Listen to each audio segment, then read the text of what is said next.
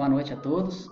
Vamos dar sequência ao nosso estudo sistematizado da doutrina espírita, o ESD do Centro Espírita Antônio Martins. Convido a todos, então, inicialmente, para fazermos uma prece, levarmos o nosso pensamento a Jesus e a espiritualidade que coordena os trabalhos dessa casa, que nos oriente e nos inspire nessa noite, nos facilitando o entendimento. Que o querido Mestre Jesus esteja conosco em nossa caminhada evolutiva, nos amparando sempre, estando conosco nos nossos momentos difíceis, para que nós não nos esqueçamos dos nossos compromissos. Obrigado, Senhor, assim seja. Então, dando sequência ao estudo, a gente está no módulo 10, que é a lei de liberdade, e ficou o último roteiro, que é o princípio de ação e reação, ou lei de causa e efeito. Os outros 3 roteiros referentes à lei de liberdade, a Poliana já trouxe o primeiro, que foi liberdade de consciência e de pensamento. A Cristina trouxe o livre-arbítrio e responsabilidade. E o Sérgio, semana passada, trouxe para nós o livre-arbítrio e fatalidade. Então, nós vamos trazer algumas reflexões aqui. O que é o Livro dos Espíritos e o Céu e o Inferno. Kardec coloca também algumas coisas sobre o princípio de a lei de causa e efeito. A lei de causa e efeito, na verdade, é uma lei natural, que nos ensina que nós somos co-criadores do nosso destino. À medida que nós escolhemos pelo nosso livre-arbítrio, arcamos com as consequências das nossas escolhas. Né? Como a própria Cristina e o Sérgio trouxeram alguns conceitos vinculados ao livre-arbítrio, dando exemplos da questão do plantio, como se fosse uma horta, fazendo analogia a uma horta, né? Que somos livres para escolher o que plantamos, mas estamos obrigados a colher aquilo que cultivamos, que semeamos, né? E a gente pode deduzir que nosso destino de hoje é o nosso livre-arbítrio de ontem. E o destino de amanhã é o que estamos escolhendo hoje, né? Então, mantendo essa analogia aí do plantio, nós temos aqui uma mensagem de Casimiro Cunha, que está no livro Cartas do Evangelho, para a gente fazer uma reflexão nesse sentido. Na verdade, na justiça que a lei de Jesus encerra, receberemos de acordo com os nossos atos na terra. As ações do bem que fazes e as ações do mal, em suma, são sementes, serão árvores, frutificando uma a uma. Evita os males do mundo, que dão árvores de espinhos. Planta o bem e terás frutos de amor e paz no caminho. Sobretudo, não te esqueças, se não podes dar vintém, que não praticar o mal é já fazer grande bem. Então, bonita mensagem de Casimiro Cunha, que está nesse livro Cartas do Evangelho. O princípio da lei de causa e efeito, inicialmente trouxe 2 questões do Livro dos Espíritos para a gente analisar, que é a 13, que Kardec traz na pergunta os atributos da divindade. Quando dizemos que Deus é eterno, infinito, imutável, imaterial, único, onipotente, soberanamente justo e bom, temos ideia completa de seus atributos? E os Espíritos respondem, do vosso ponto de vista, sim, porque credes abranger tudo. E depois, lá na 614, que ele faz a pergunta do que se deve entender por lei natural. E os Espíritos respondem, a lei natural é a lei de Deus. É a única verdadeira para a felicidade do homem. Indica-lhe o que deve fazer ou deixar de fazer. E ele só é infeliz quando dela se afasta. Então, se a gente sabe que a lei de Deus é eterna, imutável, e está escrita na própria consciência, como nos dizem os Espíritos, toda vez que nós emitimos um pensamento ou praticamos uma ação contrária a essa lei, nós geramos sofrimento para nós mesmos. Mas Deus sempre nos permite, nos proporciona a oportunidade de regeneração, por mais endurecidos que estejamos no mal. Provisoriamente, né? Mas nosso livre-arbítrio é sempre respeitado. Porque a lei divina, na verdade, a regra de ouro, né? Fazer ao próximo o que gostaria que se nos fizessem. Mas a gente considerando os atributos aqui de Deus, infinita, soberanamente bom e justo, vocês acreditam que há punição na lei divina? Nós conseguimos chegar nessa dedução se Deus é infinitamente justo e bom? Por exemplo, um caso de um indivíduo que passa a vida inteira num leito, sem poder levantar. Seria punição divina isso? A gente tem que fazer análise, né? Se esse sofrimento que ele está passando nessa encarnação, se iria reparar a dor que ele causou a outra, né? Então, na verdade, esse é um caso extremo da lei, para que a criatura não entre num círculo vicioso de prática do mal, que poderia prejudicar, causar perturbação e dano a centenas de outras pessoas e a ela mesma. Porque até o Sérgio trouxe o conceito para a gente, né? E o André Luiz, o Emmanuel também traz no prefácio do livro Ação e Reação, que a criatura, quanto mais esclarecida, mais responsável e mais entregue aos problemas da própria consciência, né? Tem isso no prefácio lá do livro Ação e Reação. Prefácio, inclusive, que traz que é em comemoração ao centenário da doutrina espírita, em 18 de abril de 1957, foi escrito o prefácio do Ação e Reação. Vamos dar continuidade aqui. E ele trouxe para nós aqui algumas reflexões lá que está lá no capítulo 7, primeira parte do livro Céu e Inferno, que é o Código Penal da Vida Futura, que Kardec vem nos dizer que, na verdade, são apontamentos que vão dizer a respeito do futuro da alma, mas que não foram deduzidos de ideias preconcebidas, mas de observação dos próprios fatos. Foram os próprios espíritos de diferentes categorias, através de diferentes médiuns em diversas partes do mundo, que trouxeram as mensagens, né? Que foi de onde ele tirou os 33 itens, e que traz garantia e autenticidade aos apontamentos que eles nos trouxeram, né? Então, nós trouxemos alguns que têm mais a ver com a lei de causa e efeito. O primeiro item é esse: a alma ou espírito sofre na vida espiritual as consequências de todas as imperfeições que não conseguiu corrigir na vida corporal. O seu estado feliz ou desgraçado é inerente ao seu grau de pureza ou impureza. E o 2. A completa felicidade prende-se à perfeição, isto é, à purificação completa do espírito. Toda imperfeição é, por sua vez, causa de sofrimento e de privação de gozo, do mesmo modo que toda perfeição adquirida é fonte de gozo e atenuante de sofrimentos.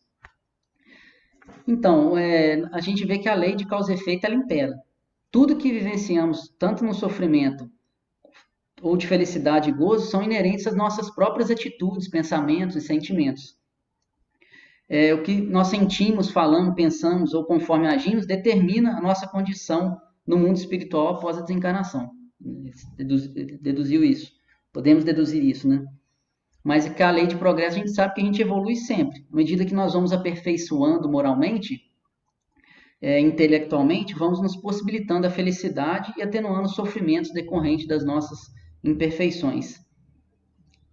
Mas a gente pode deduzir também que ninguém sofre mais do que fez por merecer.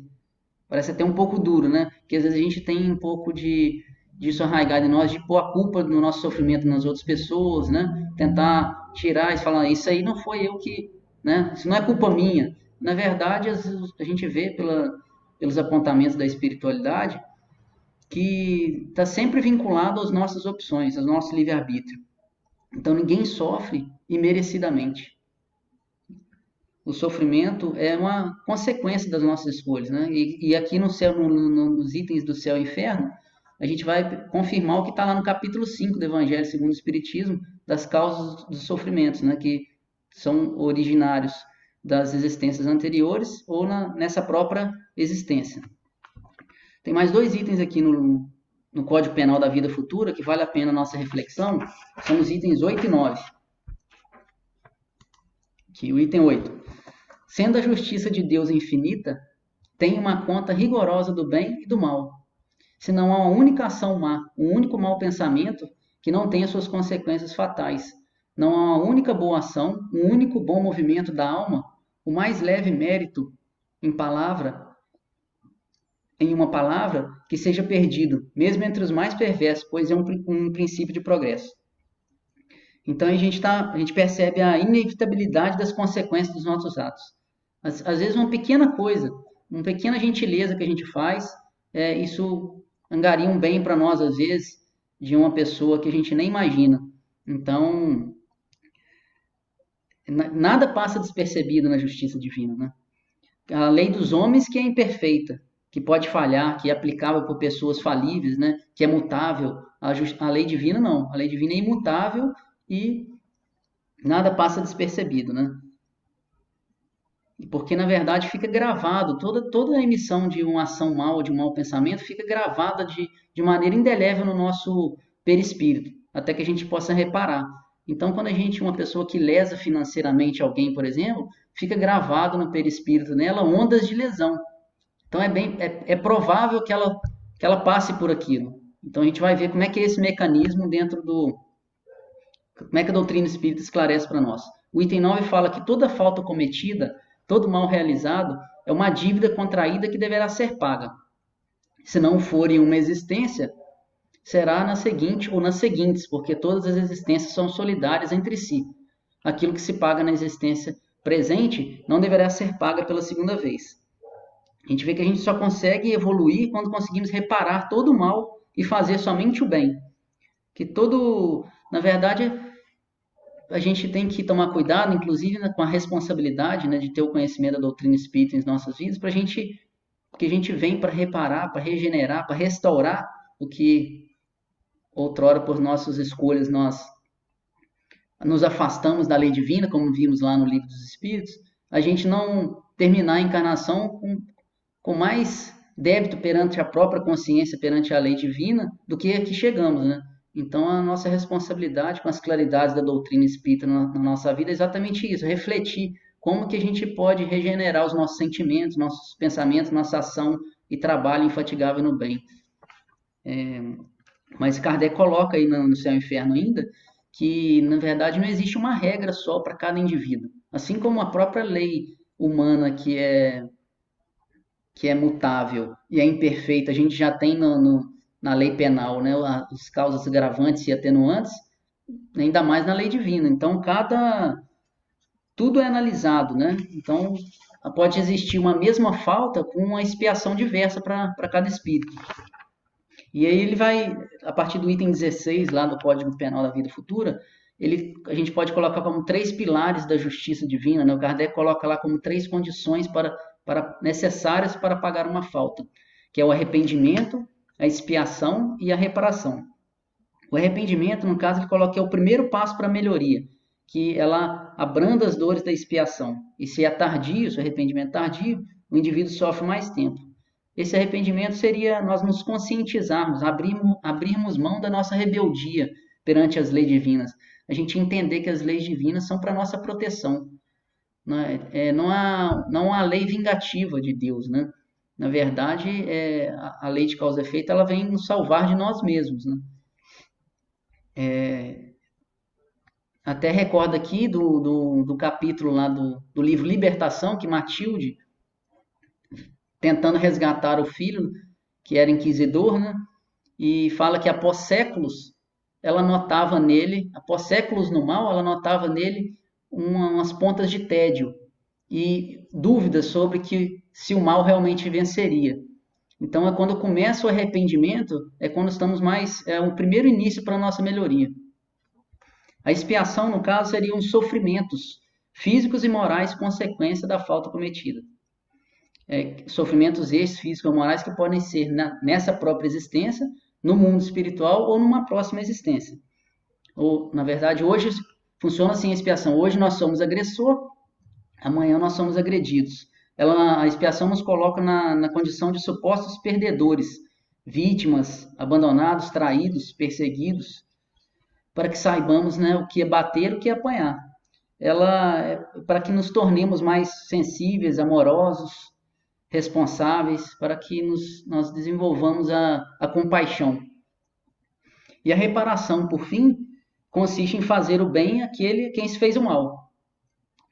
Mas Kardec coloca lá sobre a reparação que às vezes a reparação ela não causa um mal direto, que nem um prejuízo direto a outra, né? E que neste caso a reparação se cumpre fazendo o que se devia fazer não fez.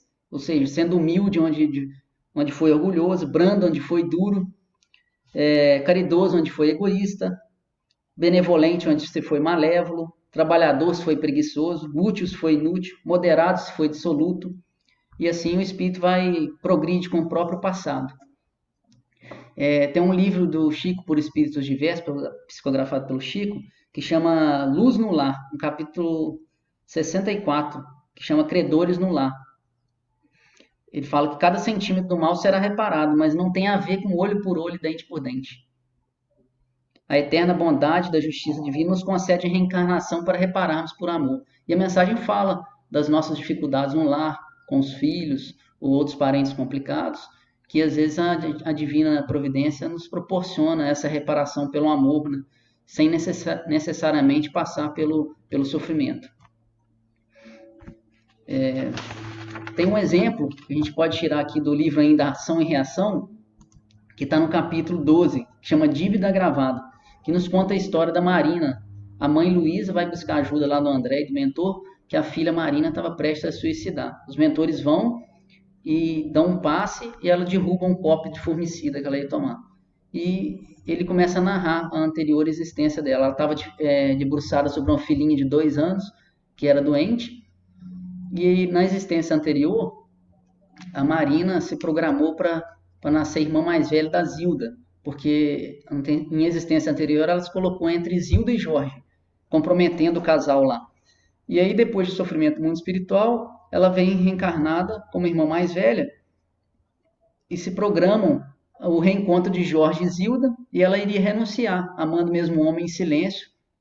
Só que ao contrário dos compromissos assumidos, ela começa a sediar o Jorge e por fim Jorge cede, e uma semana antes do casamento ele confessa para a Zilda que ele queria ficar com a Marina. E a Zilda, desesperada, toma um copo de formicida, de suicídio, volta pelo suicídio. E a bondade divina recolhe a Zilda, mas já programa, eles se casam, não conseguem ser felizes. Veja o mecanismo da lei de causa e efeito, porque ela não consegue ser feliz, porque a própria consciência não permite. A nossa própria consciência acusa nosso afastamento das leis divinas. A lei de Deus está na consciência. Então, programam a reencarnação da Zilda, que agora vai chamar a Nilda, que vai reencarnar como filha do casal, agora surda e muda e mentalmente retardada por causa do suicídio, né, perpetrado. Mas e ela é eternamente amada. Então, é um exemplo vivo aí dos mecanismos da lei de causa e efeito e da bondade divina agindo em nossa vida aí. Então, para a gente fazer uma diferenciação sobre a lei de Talião e a lei de causa e efeito, a lei do amor, né, pregado por Jesus. Porque, na verdade, a gente tem arraigado em nossos sentimentos, mas muito desde a época do Cristo, né, a questão da violência, a questão da vingança. Que o sujeito que pratica o mal, ele tem que ter o mal para ele corrigir aquilo, né, o mal na vida dele. Então, essa passagem ela é muito interessante, esse capítulo, a lição de Nicodemos, que é quando Nicodemos procura Jesus para perguntar sobre os mecanismos do resgate, né? Que Jesus fala que ninguém verá a luz do reino sem que nasce e renasce. E Nicodemos não fica sem entender nada, pergunta como que pode um homem velho voltar ao ventre de sua mãe. E ele sai sem entender nada e continua o diálogo entre os apóstolos André e Tiago com Jesus. Jesus, além de explicar o mecanismo, né, lançar as bases da reencarnação nesse capítulo, ele continua explicando, porque Tiago pergunta, que entende o mecanismo do resgate, mas fala que onde há um assassino, necessariamente precisaria da figura de um outro assassino em outra oportunidade, né, para que ele quitasse. E Jesus pergunta o que estava escrito na lei. E Tiago responde assim, que na lei está escrito que o homem pagará olho por olho, dente por dente. E Jesus responde, também tu, Tiago, está procedendo como Nicodemos, aliás, como todos os homens, que têm somente raciocinado, mas não têm sentido. E ele coloca assim, vou até olhar para a gente não destoar das palavras que Cristo falou para o Tiago naquele momento. Ainda não ponderaste, talvez, que o primeiro mandamento da lei é uma determinação de amor. Acima do não adulterarás, do não cobiçarás, está o amar a Deus sobre todas as coisas, de todo o coração e de todo o sentimento. Como poderás amar o Pai, aborrecendo-lhe a obra? E Jesus fala que não estranha a pequenez daquela interpretação da lei divina, porque foi o que os homens sempre fizeram, e colocaram a justiça no mais alto idealismo como o edifício mais alto do idealismo humano. A lei da vingança, né? A justiça, como a justiça na Terra é punitiva, mas para garantir uma paz social, né? Mas ela é só punitiva. E é diferente da justiça do amor, que ele coloca: eu, entretanto, coloco o amor acima da justiça do mundo. E tem ensinado que só ele cobre a multidão dos pecados. Se nos prendermos à lei de Talião, somos obrigados a reconhecer que onde existe um assassino, haverá mais tarde um homem que necessita ser assassinado. Com a lei do amor, porém, compreendemos que verdugo e vítima são dois irmãos, filhos de um mesmo pai. Basta que ambos sintam isso para que a fraternidade divina afaste os fantasmas do escândalo e do sofrimento. E nesse momento eu recordo aqui até do exemplo que o Sérgio deu do caso do Segismundo lá, do Missionários da Luz, né? Que na verdade só foi possível eles fazerem a primeira ligação com a mãe, do perispírito lá com a mãe, quando eles fazem aquele trabalho do perdão com o esposo, né? E quando ele, desdobrado em sonho, que ele consegue perdoar, é que eles conseguem depois fazer a ligação. Então, ou seja, o perdão e o amor, o entendimento que somos irmãos e filhos do mesmo pai, e os dois interessados entendem isso, né? Facilita a questão da reparação e da expiação, né? Então aqui a gente trouxe uma mensagem do Paulo, que está em Gálatas 6, 7, ainda sobre a lei de causa e efeito: não vos iludais, de Deus não se zomba. O que o homem semear, isso colherá. Então eu vou colocar uma mensagem, eu tive a contribuição da Cíntia, que o Emmanuel traz para nós, explicando essa passagem do Paulo, falando para nós que não há necessidade disso, é só no mundo espiritual a colheita das nossas escolhas, né? A boa utilização do nosso livre-arbítrio, nós já colhemos os frutos na nossa própria existência, na nossa vida atual. Então vamos lá.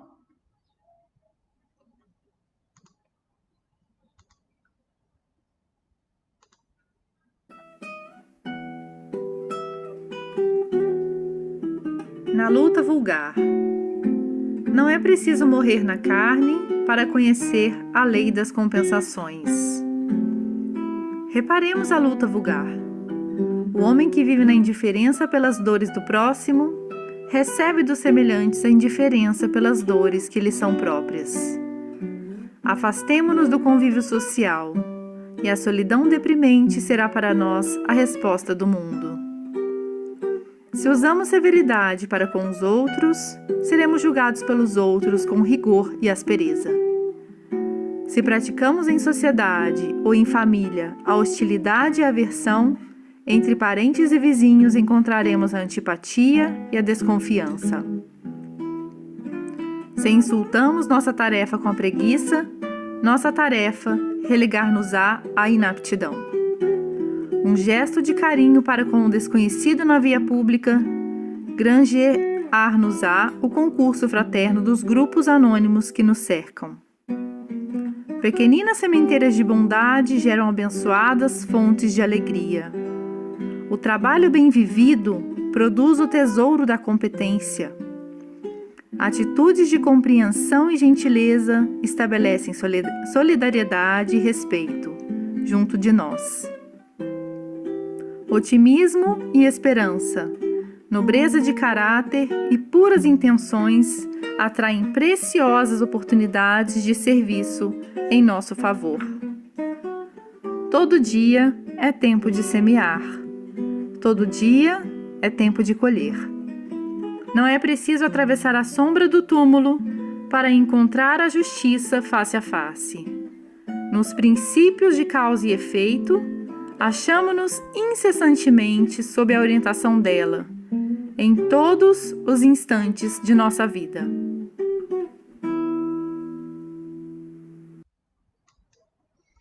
Então, meus amigos, nós aproveitemos a nossa atual encarnação, né, como recapitulação das nossas experiências anteriores e utilizando a doutrina espírita, né, como revivência do Evangelho de Jesus, como facho na nossa estrada, né, de luz para que possamos construir a felicidade real.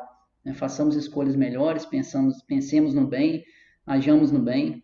Então, eu agradeço ao Centro Espírita a oportunidade do estudo, da reflexão, rogando a Jesus que nos ampare e nos inspire sempre. Muito obrigado, até o próximo encontro.